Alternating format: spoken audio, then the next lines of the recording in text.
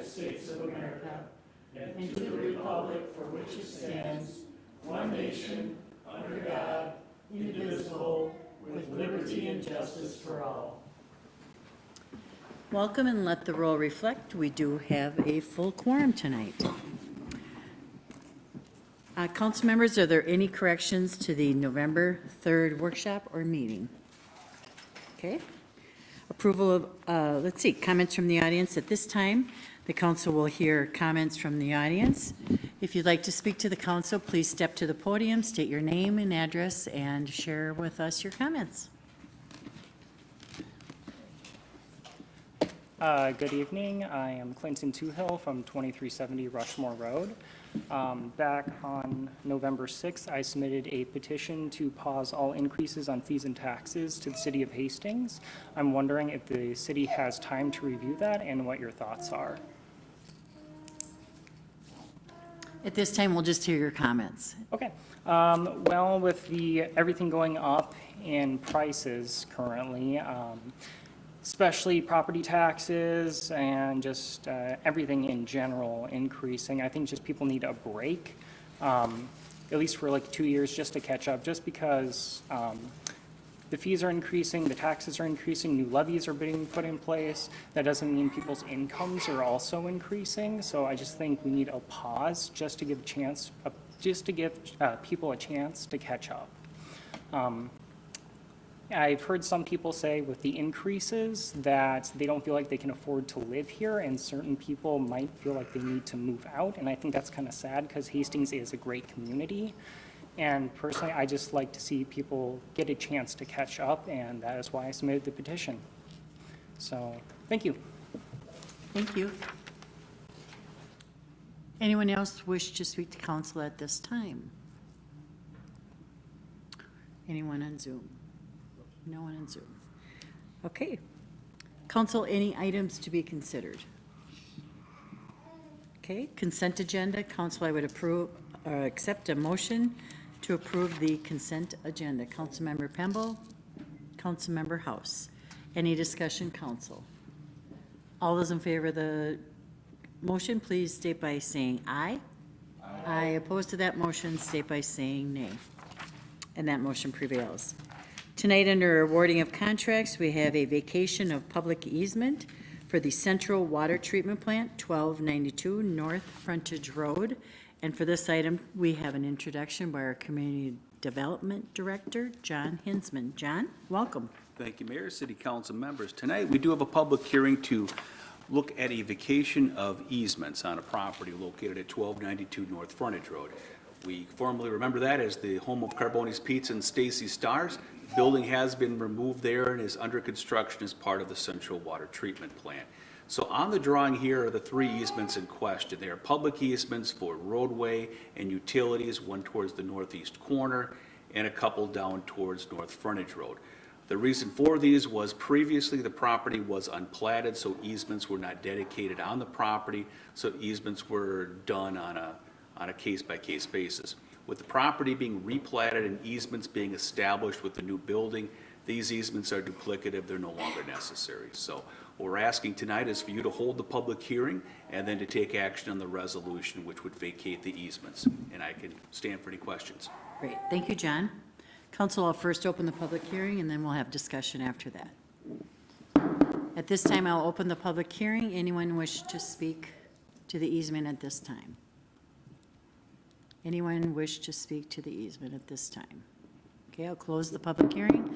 Open discussion for council. Council, any discussion?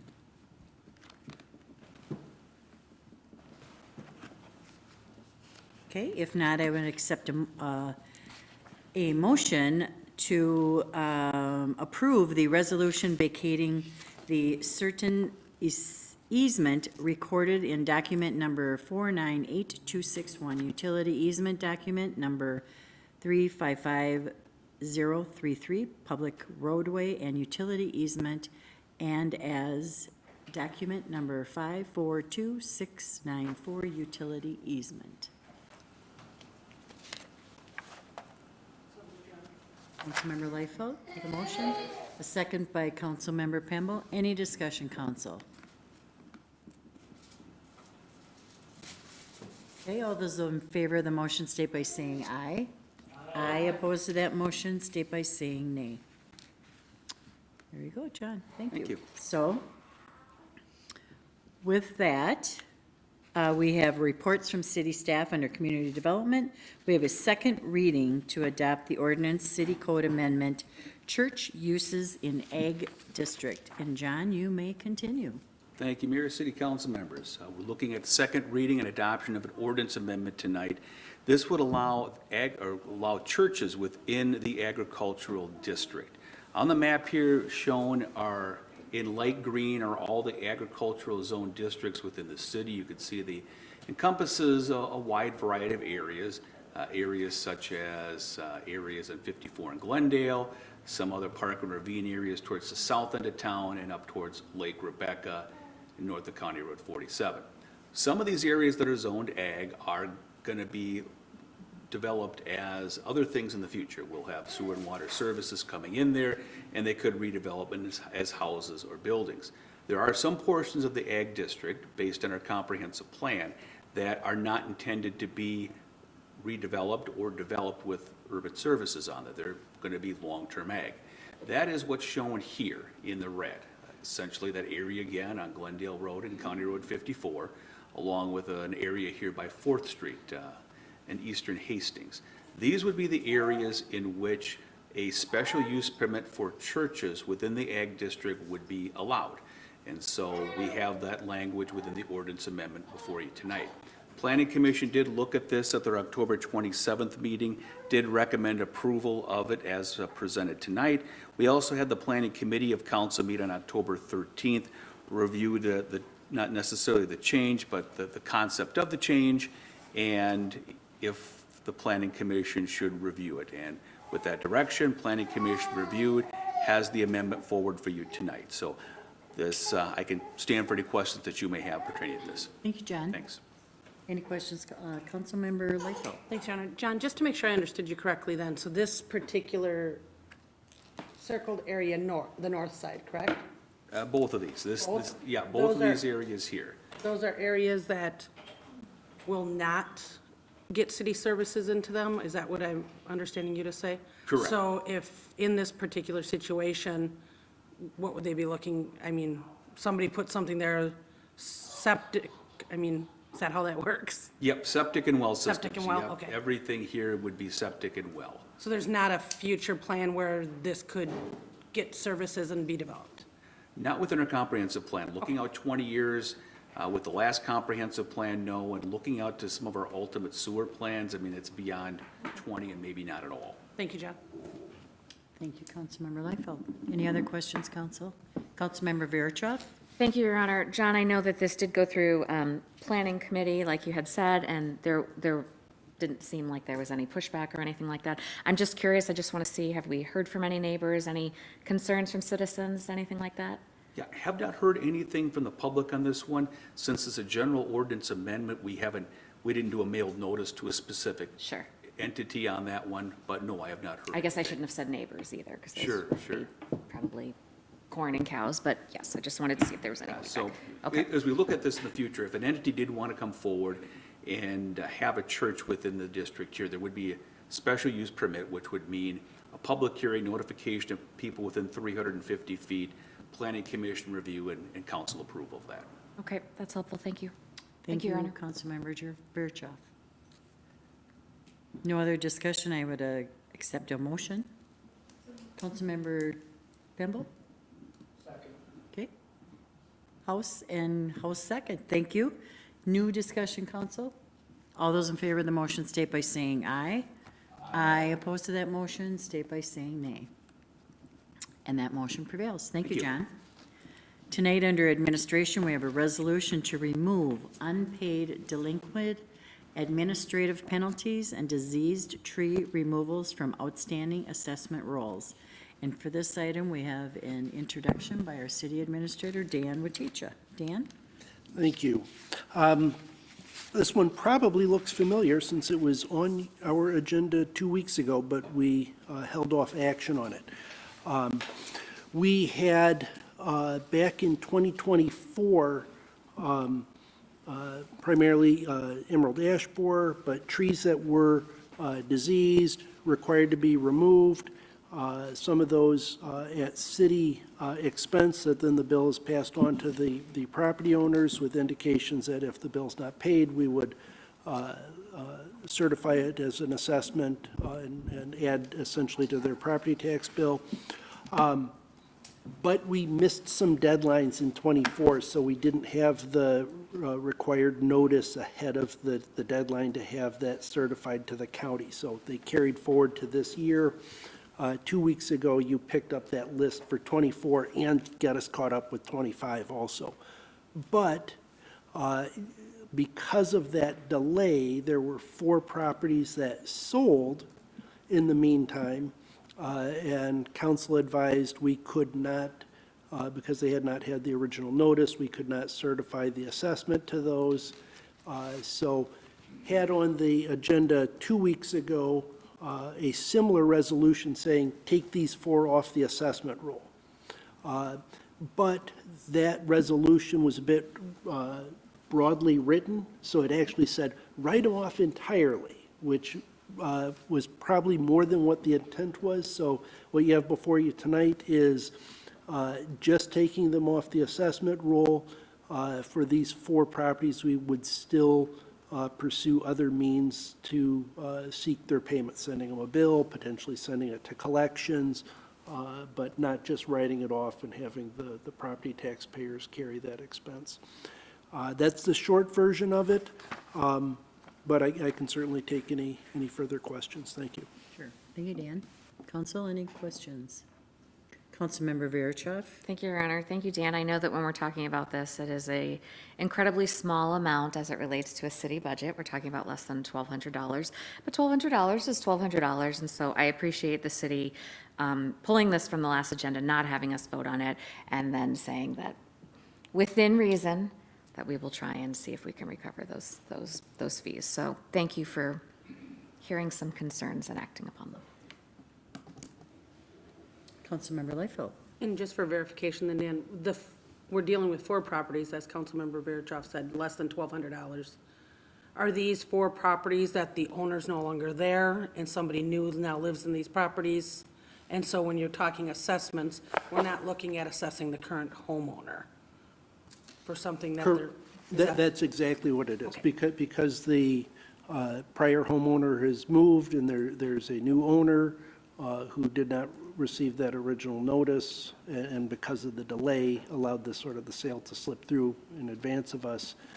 We're proposing not to assess those 4 new homeowners, but still pursuing the original 4 that incurred the expense to have payment, just not through an assessment process. Thanks, Dan. That's just good information for anybody who's listening. When I hear the term from outstanding assessment rolls, I don't really know what that means. So that sounds like a smart idea to me, and that being said, I would like to make a motion to remove the unpaid administrative penalties and special charges for diseased tree removal from the accounts receivable for those 4 selected properties. Thank you, Councilmember Liefeld. And Councilmember Verichov has a second. New discussion, council. All those in favor of the motion state by saying aye. Aye. Opposed to that motion state by saying nay. And that motion prevails. Also, we have a certification for delinquent utility billing for collection. And for this item, we will have an introduction by Dan Letitia. Thank you, Mayor. I want to open this by saying we are following city ordinance determined and adopted by the city council. This were some changes to our ordinance a few years ago in 2020 to streamline the process to collect on delinquent utility bills. It used to have multiple notices, potentially shutting off their water, and we said there's a less intrusive way to do this. If the bill doesn't get, send them the bill. If they don't pay the bill, give them a notice that will assess it, and a penalty with that. It's much easier. It's worked the last 5 years. But I can't help but notice when you look at the list of delinquent utility or delinquent bills, there's some pretty small ones. There's one for 75 cents. Don't know what happened, maybe miswrote the check or something. If you follow the ordinance to a T, which you can do, that property owner may be looking at a $50 penalty on a 75-cent past due. So what proposes two options. You can follow the ordinance as is, perfectly legitimate, or you could determine some threshold and say, resolution, we certify the list down to $100 or $50 or $30, or wherever you want to draw a line. I would recommend that if there are any inactive accounts below that line, that you still keep those on the certification roll. Those are a matter of changing property ownerships and not wanting those ones to slip through. If you do that threshold idea, anything over that line, we would certainly certify to the county for collection.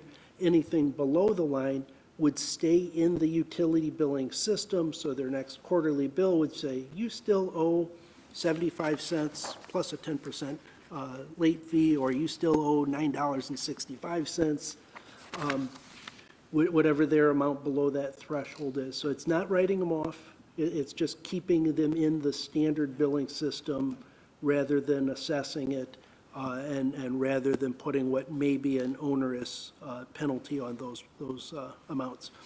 If you go that route, I'd recommend that we make it a permanent piece going forward, and we can have an ordinance on council agenda in December so that you can say, when we follow our ordinance, it has a threshold built right in.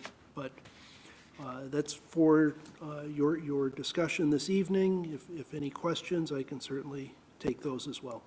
Thank you. Thank you, Dan. Any questions? Councilmember Layfield? Thank you, Dan. So of the list that we're looking at, totaling almost $102,000, how, this doesn't show how late, I mean, how delinquent are these? Are these people who are quarter after quarter? Are these, I mean, looks like some of them are people that could have missed a quarter. I mean, well, how does this break down? And then secondary to that, since you're gonna put together an answer, to certify these through Dakota County, does that cost us anything to do?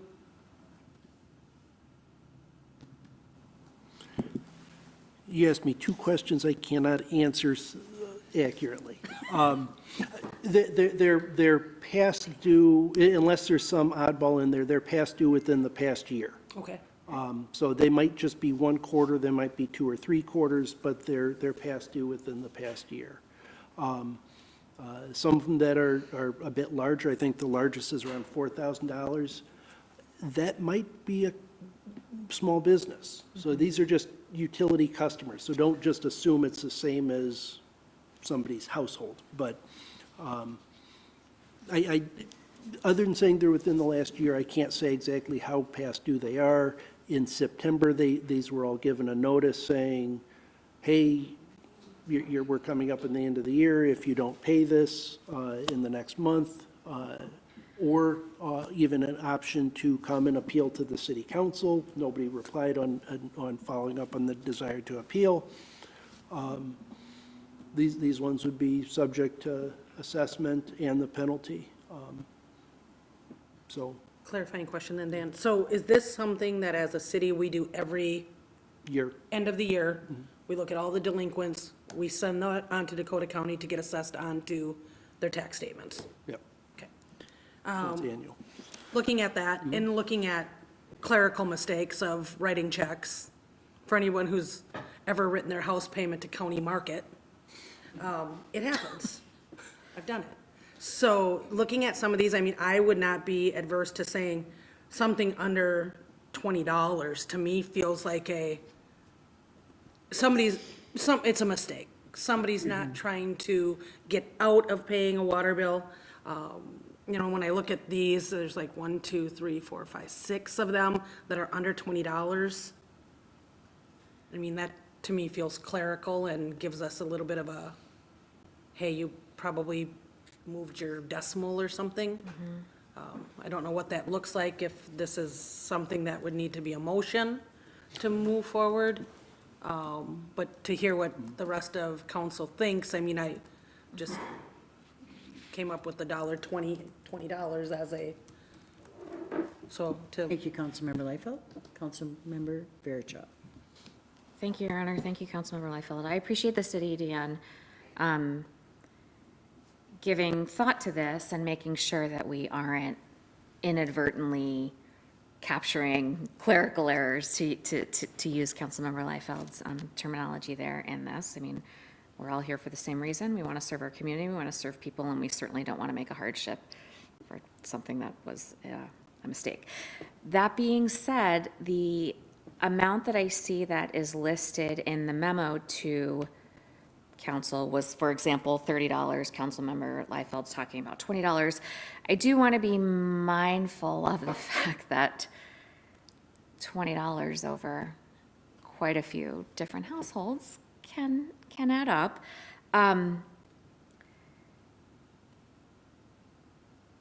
Would city staff then make a recommendation to council in terms of what that amount could possibly be and what that would look like going forward, so that we could satisfy both parts of that, right? So nobody that is, you know, getting caught up in a clerical error, and nobody that owes $1 has a $50 fee or is getting, you know, certified to the county or anything like that. Obviously, we don't want anything like that. But at the same time, I don't know what that dollar amount is. If it's $50 to certify it over to the county, you think it's $20? I don't know. I feel like maybe it's a little bit more. Thank you, Councilmember Verichov. Thank you, Your Any Honor. other- Councilmember Pemble. I guess I'm thinking about the dollar amount too, and, you know, I guess the $20, $30 figure is kind of where I was thinking about. It's like, okay, yeah, the clerical error about, you know, because most people don't write checks anymore. It's usually done with a credit card or a bank card of some kind, and you don't pay attention to that. And if you're not writing well to write the check and get the right, the way it's written, because it definitely, it's happened to me. You put in $100 and you write down below, it's $1,000, and the bank says, what's wrong with this? But I do think it should be the dollar value. We should say, okay, you know, $20 to $30, I don't know, 25 maybe is what to look at, and then say, okay, we're dealing with that. Anything under that, we'll deal with it in-house and continue to, you know, address it the next billing cycle and say, okay, here you go. You have a late payment and this additional charge and whatever, and everything over that goes to the county. That's my thought. Thank you, Councilmember Pemble. Councilmember House.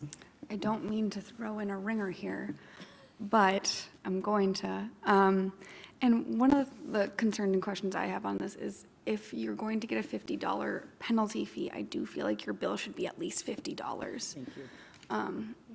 I feel like if you don't have $50 to give, you probably don't have a $50 penalty to pay either. That's just my 2 cents. I am also open on those thoughts as well. Thank you, Councilmember House. Councilmember Liefeld. Councilmember House, that's funny that you mentioned that. I'd written down some numbers here. If we looked at under $50 and less, we're dealing with 14 parcels, less than $500 of $101,000 in arrears. So yeah, if there's a $50 penalty, I kind of agree with you. It should be $50.01 or more. So that being said, I'll make a motion. Ever the banker in me.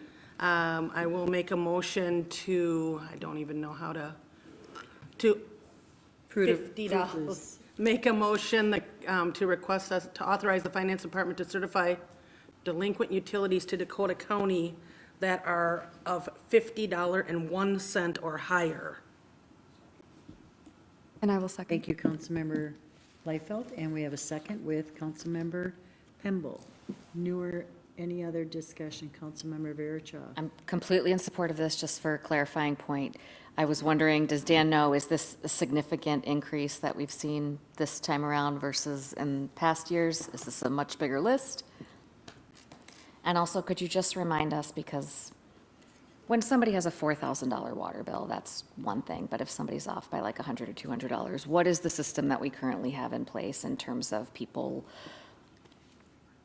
possibly facing a hardship during this climate and not being able to pay their bills? Like, could you just walk us through? So I have a $200 water bill and I was able to pay $50 towards it. Now what happens? Could you just walk me through? The remaining $150 would be past due and show up on your next quarterly bill with a 10% late fee, as well as whatever your next quarterly bill is. So your next bill would be, under that scenario, $150 past due plus 10%, $15 late fee, plus, assuming it's the same water, $200 of the next quarter's use, so $365.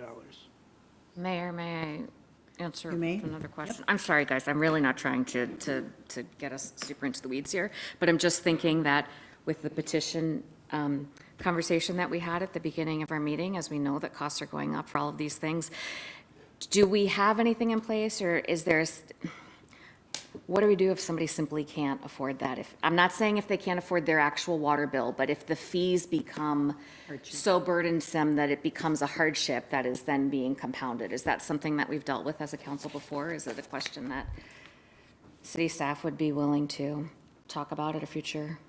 I'm not sure, it sounds like a policy discussion. I'm not able to answer beyond that. We follow the city council adopted ordinance.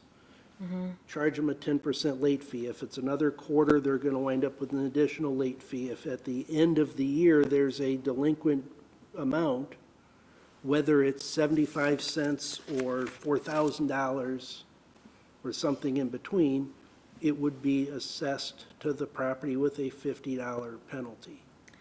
Mayor, may I ask one more question? You may. I promise this will be the last one. Would we ever shut somebody's water off for not paying?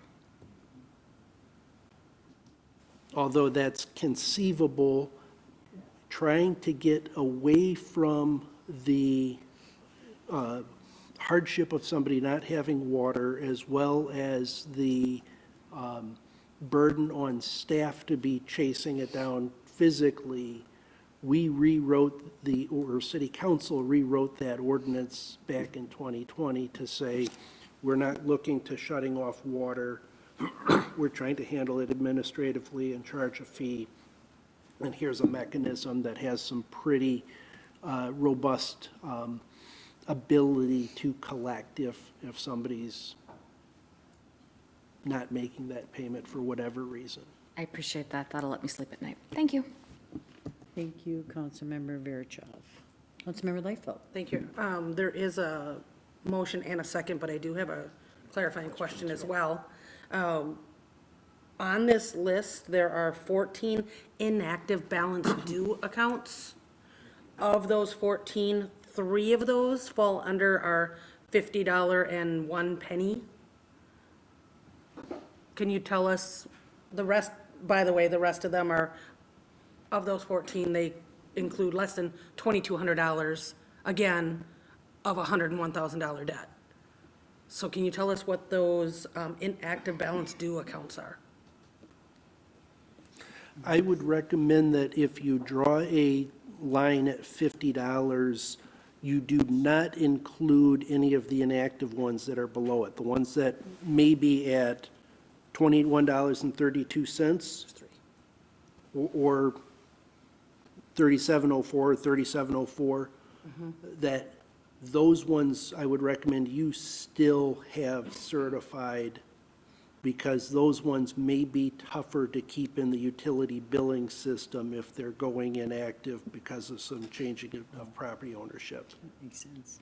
So an active balance due would possibly mean that I sold my house and I'm in some fashion in the process of that property is selling or, I'm going to, with that clarifying, I'm going to maintain $50.01, and if it's under that, whether it's active or inactive, yeah, I would maintain that, but thanks for the clarification. There is a first and a second. Any other discussion? for clarification, does the second also recognize? Yes. Okay. All right, all those in favor of the motion state by saying aye. Aye. Opposed to that motion state by saying nay. And that motion prevails. All right, thank you. Council, any announcements? Okay, I do have a few. MnDOT will give an overview of the upcoming highway reconstruction project tomorrow, Tuesday, November 18th, 5 to 7 p.m. right here at City Hall. Developer 310 Design Build will update neighbors about its plan for the Walden development on Thursday, November 20th. Gobblegate is Thursday, November 27th. You can register all the way up to race day. Proceeds benefit Hastings Family Service. Small Business Saturday and Holiday Hoopla are Saturday, November 29th. Enjoy a visit from Mr. and Mrs. Claus, music, crafts, s'mores, horse and wagon rides, craft fair, tree lighting, retail and restaurant deals, and much more. City offices will be closed Thursday and Friday, November 27th and 28th in observance of Thanksgiving. Recycle your old lights with Hastings Holiday Lights Drop-Off Collection.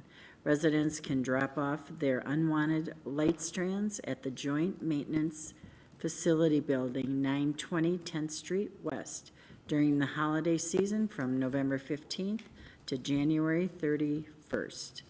Upcoming meetings, Tuesday, November 18th, 7 p.m., Heritage Preservation Commission. Wednesday, November 19th, the Parks and Recreation Commission meeting has been canceled. Thursday, November 20th, 6:30 p.m., Public Safety Advisory Commission. Monday, November 24th, 7 p.m., there's a Finance Committee meeting, and also at 7 p.m., a Planning Commission meeting. Monday, December 1st, 7 p.m., City Council, Truth and Taxation hearing and regular meeting. With that, I would stand for a motion to adjourn. Councilmember Pemble? Councilmember Lawrence? All those in favor of the motion state by saying aye. Aye. Opposed to that motion state by saying nay. And we are adjourned.